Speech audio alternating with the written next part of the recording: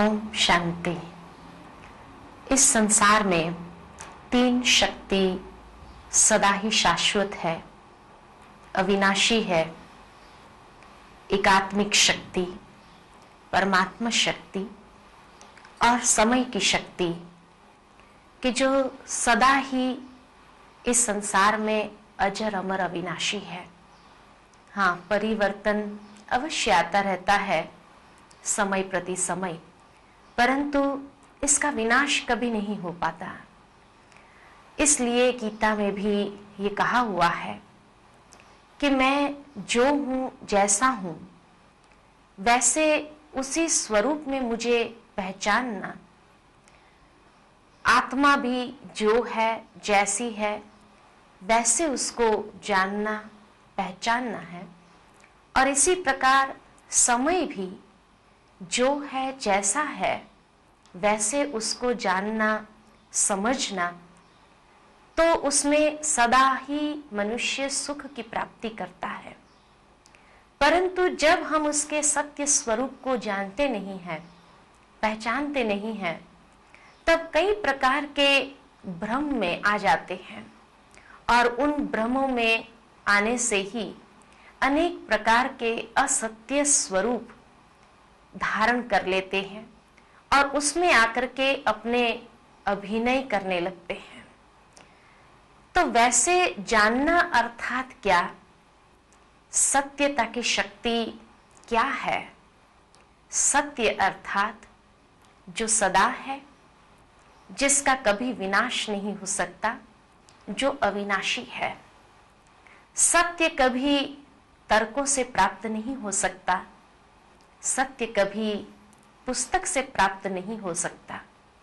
सत्य अनुभव से प्राप्त होता है और सत्यता का स्रोत है सत्यम शिवम सुंदरम।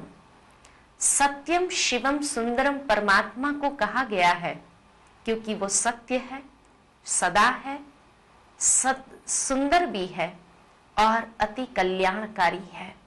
इसीलिए ये कहा गया है सत्यता में शक्ति है, सत्यता में शुद्धि है। कहां पर भी कोई भी बात में अशुद्धि आती है तो कहा जाता है कि इसमें असत्यता मिक्स है। तो इसलिए सत्य की परख वही है कि जिसमें शक्ति है, जिसमें भय नहीं है और जिसमें शुद्धि है, जो पवित्र है, जो साफ है, जो सदा ही स्वच्छ है। यही सत्यता की शक्ति की महानता गाई हुई है। जब तक वो सत्यता की शक्ति हमें जीवन में प्राप्त नहीं है, तब तक हम महानता के पुजारी ही रहे हैं। महान आत्माओं के, दिव्य आत्माओं की पूजा भी इसीलिए करते हैं क्योंकि वह सत्य स्वरूप में स्थित थे। और आज वही सत्यता की कमी हमें अपने जीवन में महसूस हो रही है। वो सत्यता कैसे छूट गई हमारे जीवन से? सत्यता अति श्रेष्ठ होते हुए भी, शक्तिशाली होते हुए भी, आज ये शक्तिशाली शस्त्र को हम क्यों नहीं अपना सके? क्योंकि मनुष्य जीवन में कमजोरी आ गई। और ये कमजोरी भी क्यों आई? क्योंकि शक्ति का प्रयोग करना नहीं आया, शक्ति को अपनाना नहीं आया।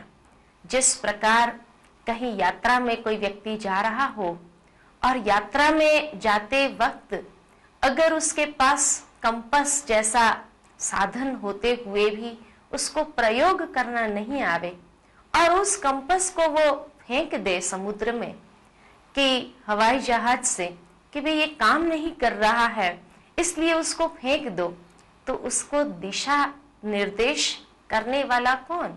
और वहां से वो भटक जाता है। इसी प्रकार आज मनुष्य जीवन में भी हम आत्माएं भटक क्यों गए? क्योंकि ये इतना पावरफुल दिशा निर्देश करने वाला शक्तिशाली शस्त्र को हमने छोड़ दिया, फेंक दिया कि पता नहीं ये काम नहीं करता है।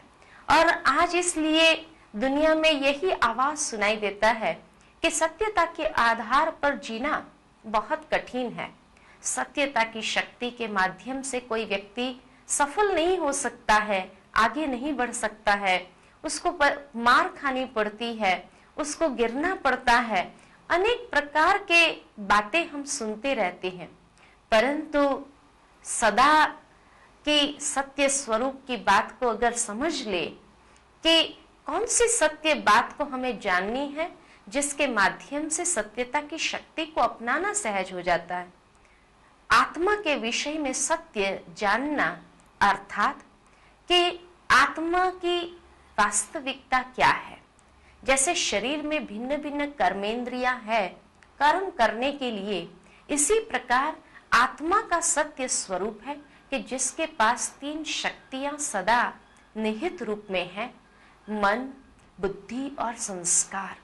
और जब हम मन की शक्ति को जान लेते हैं, बुद्धि की शक्ति को जान लेते हैं, संस्कार क्या चीज है उसको जान लेते हैं, तब हम अपने मन के संकल्पों को सही दिशा निर्देश दे सकते हैं। अर्थात हम अपने मन की शक्ति को यथार्थ रीति यूज कर सकते हैं, उसका सदुपयोग कर सकते हैं, और तब हमें उसका सुख प्राप्त होता है। इसी प्रकार बौद्धिक शक्ति क्या है और वो बौद्धिक शक्ति को किस रूप से हमें यूज करना है, किस रीति से उसका सदुपयोग करना है। आज इतनी पावरफुल शक्ति मनुष्य के पास होते हुए भी वो कमजोर क्यों हो गया है? क्योंकि उसकी वास्तविकता को उसने समझा नहीं कि मन की शक्ति अर्थात संकल्पों की शक्ति, विचारों की शक्ति, और वो विचारों की शक्ति को किस प्रकार कौन सी दिशा में यथार्थ उसको लगाना है कि जिसके माध्यम से उसको निरंतर वो शक्ति प्राप्त होती रहे। आज वो शक्ति क्यों क्षीण होती गई? क्योंकि हमने उसको गलत दिशा दे दी।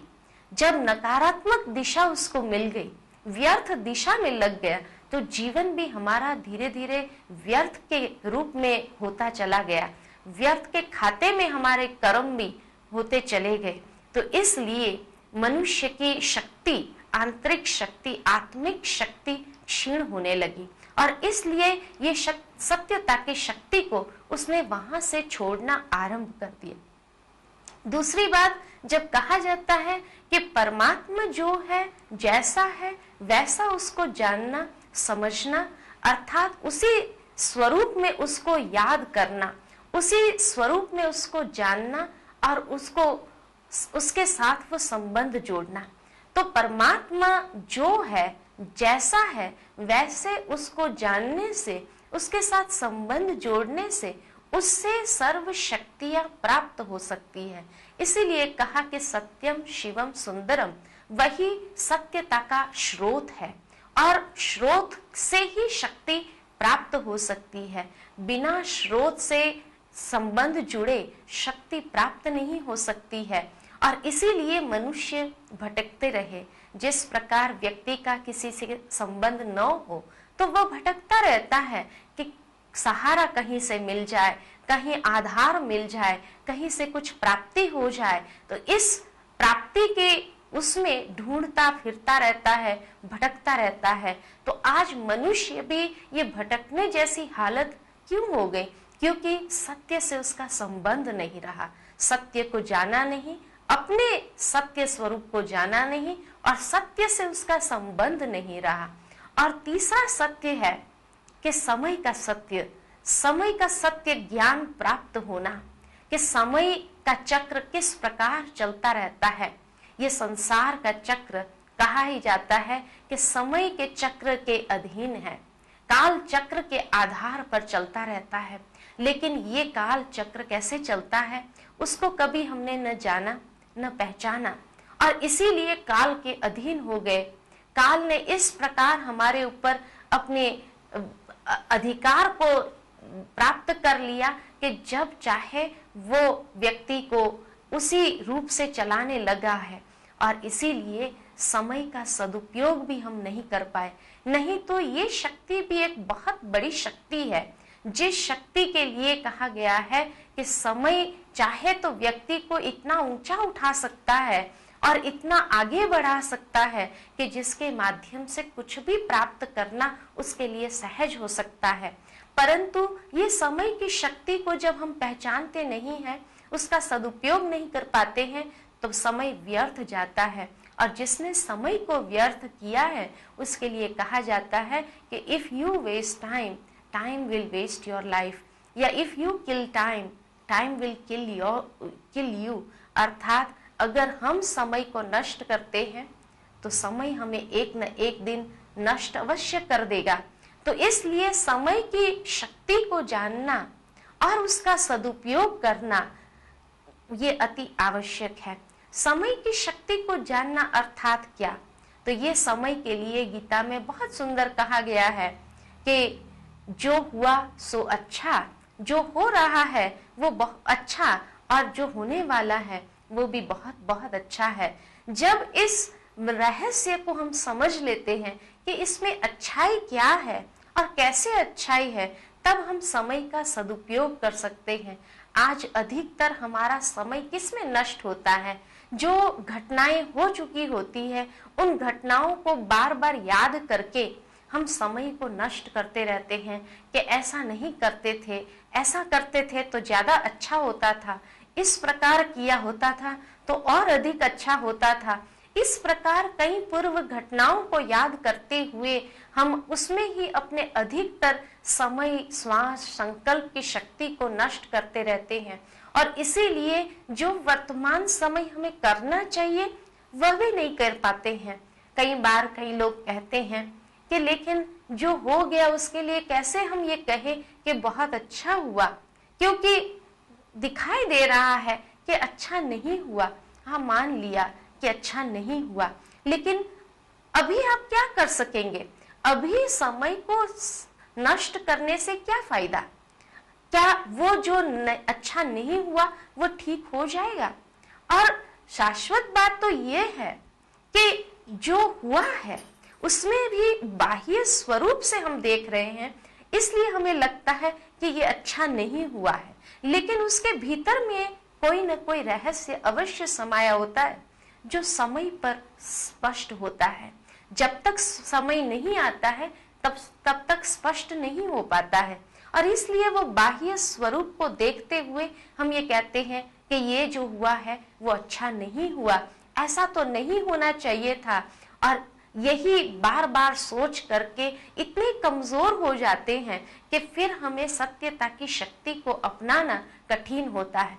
और अगर उस समय किसी ने ये ज्ञान दे भी दिया कि नहीं चलो जो हुआ सो अच्छा हुआ, तभी भी हमें वो चीज बहुत कड़वी लगती है। वो सत्य इतना कड़वा लगता है कि उसको सहन नहीं कर पाते हैं। तभी तो कहा जाता है कि सत्य बहुत कड़वा है, सत्य को हजम नहीं कर सकते हैं। लेकिन सत्य कड़वा नहीं है। हम ये कहेंगे कि सत्य का प्रयोग जो होता है वो सही ढंग से नहीं होता, तब वो कड़वा महसूस होता है। लेकिन उस कड़वा में भी मीठापन पीछे अनुभव होता है, जो बाद में हम कई बार कहते हैं कि अच्छा हुआ ये हुआ, तो अगर ये नहीं होता था तो ऐसा होना ही असंभव होता था।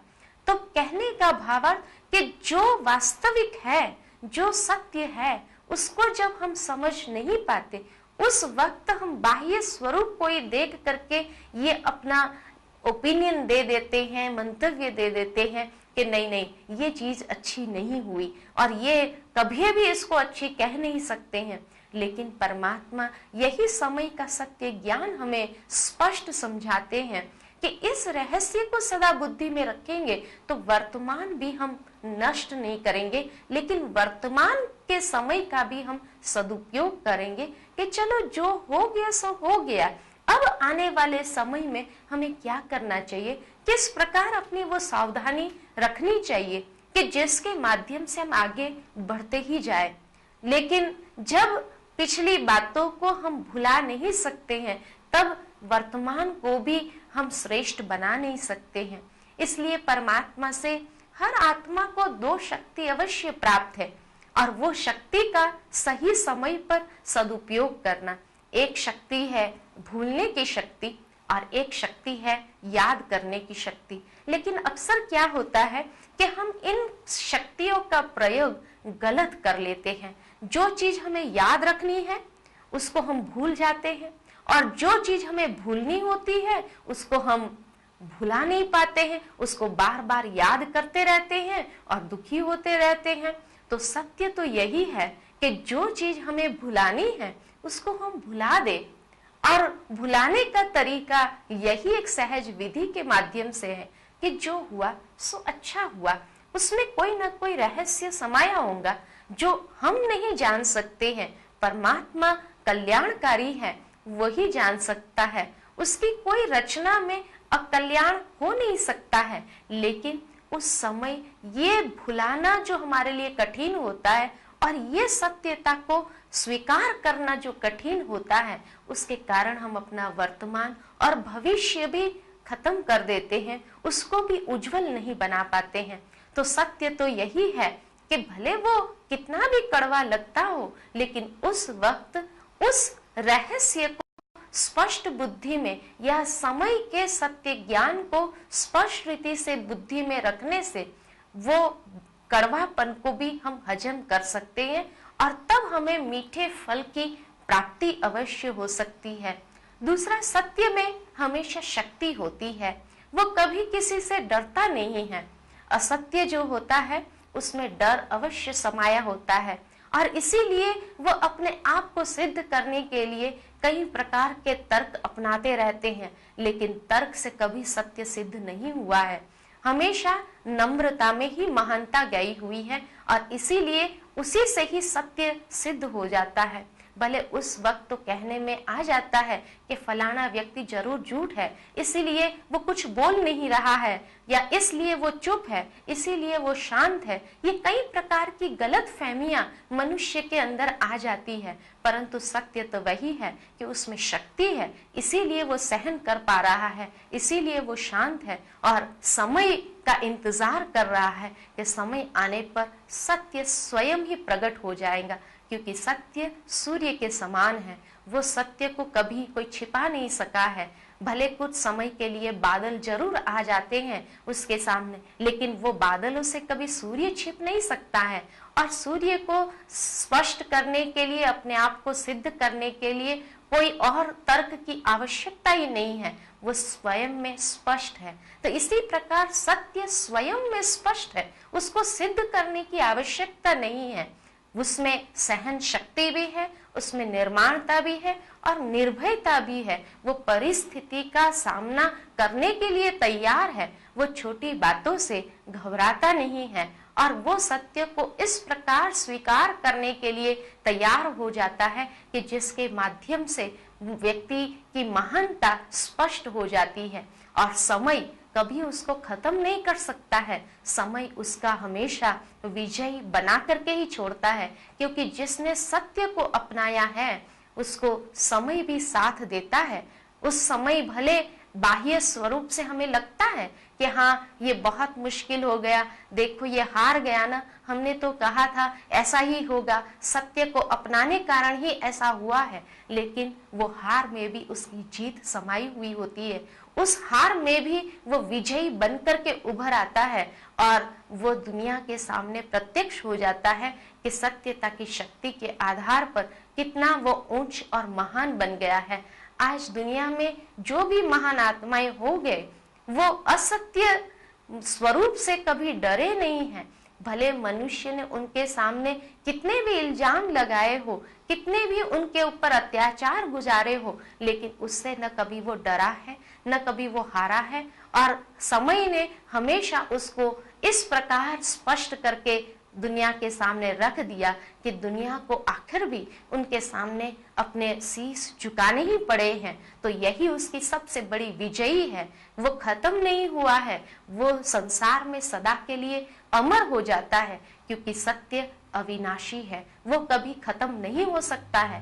कोई उसको न खत्म कर सका है न उसको कर सकता है। और इसीलिए ऐसे महान आत्माएं आज भी अनेक आत्माओं के लिए आदर्श बनकर के ही रहे हैं, और जिन्होंने सत्य को उसी स्वरूप से जाना है, पहचाना है, अपनाया है, उनके लिए दुनिया भी बाद में उसका नामाचार करने के लिए, उसकी महिमा करने के लिए, उसके सामने उसकी पूजा करने के लिए जैसे तुले हुए रहते हैं।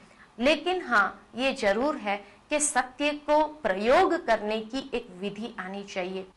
एक छोटा सा दृष्टांत याद आता है कि एक बार एक व्यक्ति के पास जाकर के एक व्यक्ति ने पूछा कि हे व्यक्ति, तुम्हें दिखता नहीं है, तुम अंधा है क्या?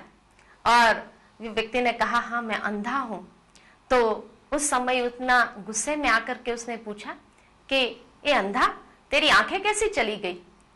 तो उस अंधे को भी उस समय इतना बुरा लगा कि भले मैं अंधा हूं तो क्या हुआ, लेकिन ये कोई पूछने का ढंग थोड़ी है।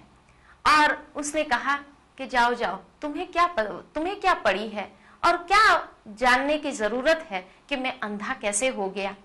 ऐसे करके उसने न जवाब दिया और उसको भेज दिया। उसी समय दूसरा एक व्यक्ति वहां आकर के उसको पूछने लगा कि हे सूरदास जी, आपकी आंखें कैसे चली गई? आप कृपा करके हमें बताएंगे कि आपकी आंखें कैसे चली गई? उस अंधे व्यक्ति को इतना अच्छा लगा कि उसने अपनी पूरी कहानी सुनाई कि कैसे उसकी आंखें चली गई थी और किस प्रकार वो देखने वाला एक इंसान था, लेकिन कैसे उसकी आंखें किस घटना में आकर के उसकी आंखें चली गई। सारा वृत्तांत सुनाया। दोनों ने सत्य बोला। पहले व्यक्ति ने भी सत्य बोला, वो अंधा था इसलिए उसको अंधा कहा और अंधा कह करके संबोधित करके उसको पूछा कि हे अंधा, तेरी आंख कैसे चली गई? लेकिन वो सत्य कड़वा लगा, वो सत्य का प्रयोग ठीक ढंग से नहीं हुआ था और इसीलिए वो व्यक्ति को गाली सुननी पड़ी या उसका वृत्तांत सुनने को नहीं मिला कि कैसे वो अंधा हो गया था। जबकि दूसरा व्यक्ति निर्माण था और उसने भी सत्य ही कहा कि हे सूरदास जी, आपकी आंखें कैसे चली गई? आप कृपा करके मुझे बताने की कोशिश करेंगे? तो दोनों ही व्यक्ति ने सत्य बोला। एक ने अंधा कहा, वो भी सत्य था, एक ने सूरदास कहा, वो भी सत्य था। लेकिन सही प्रमाण क्या था? सत्य को प्रयोग करने की विधि कौन सी थी? कि जब निर्माणता के माध्यम से सत्य का प्रयोग किया जाता है तो वहां वो सबके दिलों को जीत लेता है। उसी के आधार पर वो सारी बातों को भी अपने जीवन में हासिल करता है और उसी के माध्यम से आगे बढ़ सकता है।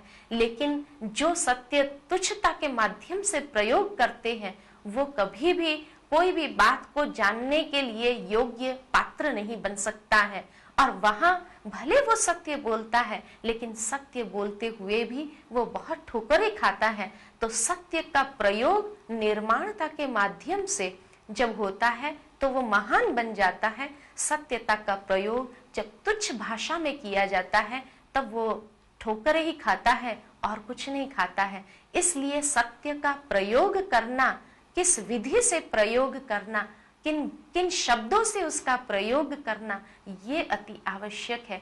और ये विधि अगर मनुष्य सीख ले तो वही सत्यता की शक्ति को अपनाकर जीवन में जितना आगे बढ़ना चाहे वो बढ़ सकता है और जितना ही ऊंचाई को प्राप्त करना चाहे वो प्राप्त कर सकता है। ओम शांति। जीवन की चुनौतियों का सामना करना इतना मुश्किल क्यों है? क्या आप अक्सर जीवन के प्रति उदासीन हो जाते हैं? आप अपने मन का उसकी पूरी क्षमताओं के साथ प्रयोग करते हैं? 70% से अधिक रोगों का कारण मानसिक तनाव है। तो आइए अच्छे स्वास्थ्य के लिए राजयोग द्वारा अपने मन को स्वस्थ बनाएं। तनाव मुक्त जीवन का सुख लेने के लिए प्रजापिता ब्रह्मा कुमारी ईश्वरीय विश्वविद्यालय द्वारा सिखाए जाने वाले सहज राजयोग के माध्यम से अपनी मानसिक व आध्यात्मिक शक्तियों को पुनः जागृत कीजिए।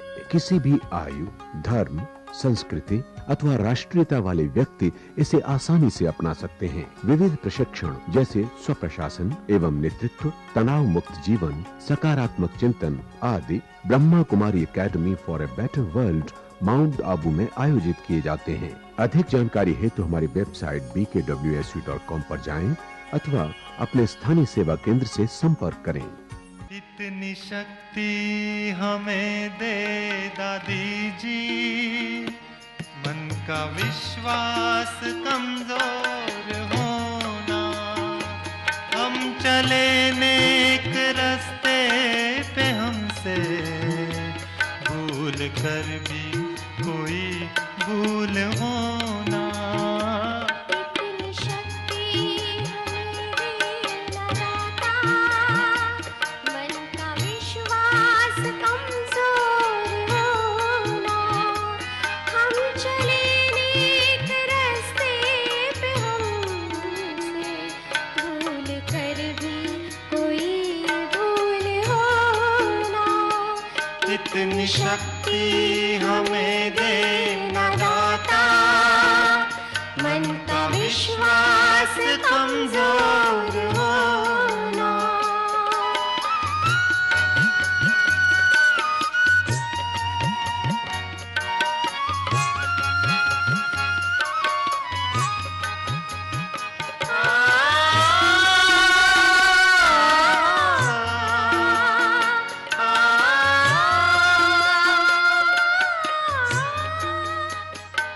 दूर अज्ञान के हो अंधेरे, तू हमें ज्ञान की रोशनी दे।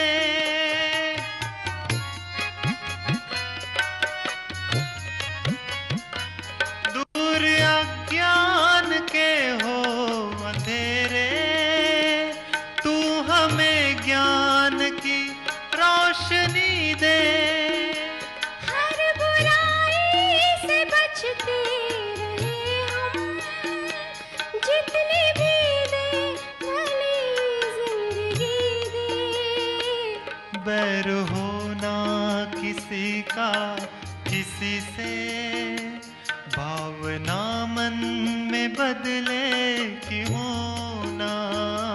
बैर होना किसी का किसी से, भावना मन में बदले की होना।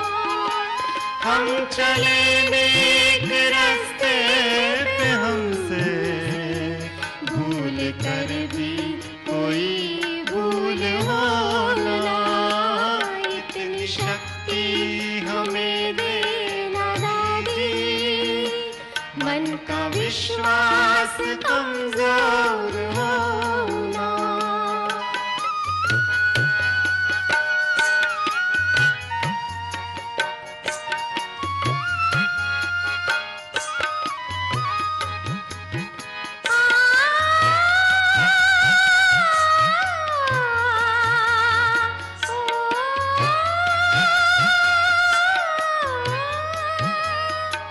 हम न सोचे हमें क्या मिला है, हम ये सोचे किया क्या है अपन।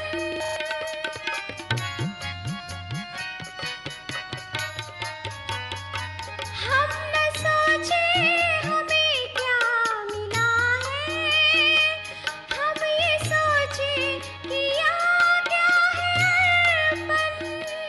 फूल खुशियों के बाटे सभी को, सबका जीवन भी बन जाए मधुबन।